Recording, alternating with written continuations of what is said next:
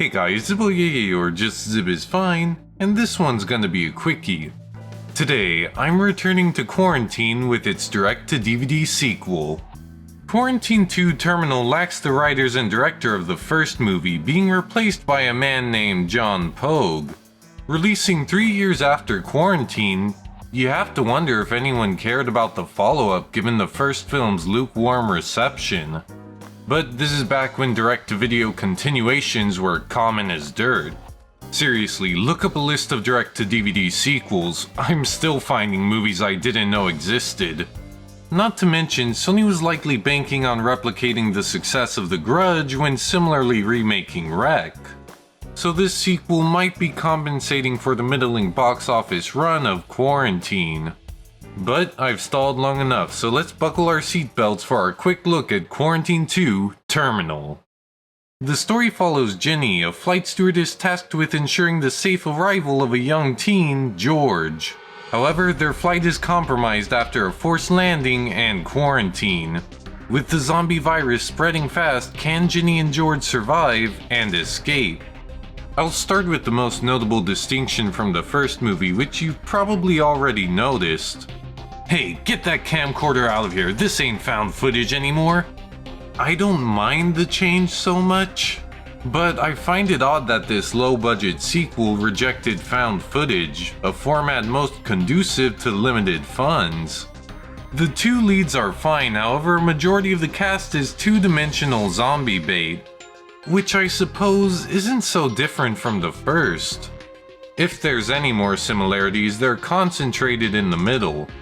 Officials come in to perform tests, it bites them in the bum quite literally, followed by exposition. It felt like a retread of this scene from the first movie. It gets a bit better at the twist. It is revealed that passenger Henry is a member of the Doomsday cult behind the outbreak.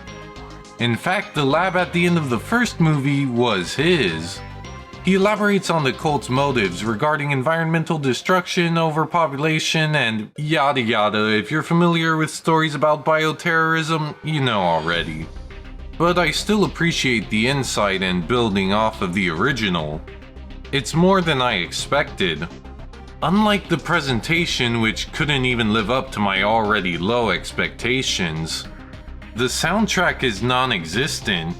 Scenes that should get your heart pumping are backed by a dead air accompaniment.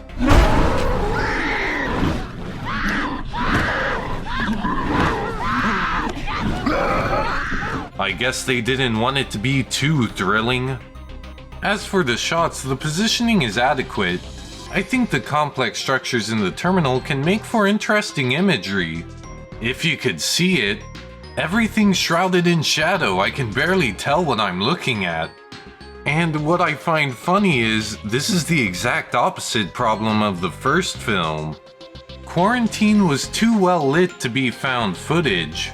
But now that its sequel has a conventional presentation, its lighting is too poor.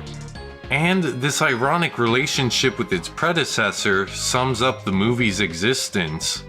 The low budget, lack of music, and limited visibility lends itself more to found footage, the same genre the sequel abandoned. Quarantine 2 Terminal is what it is.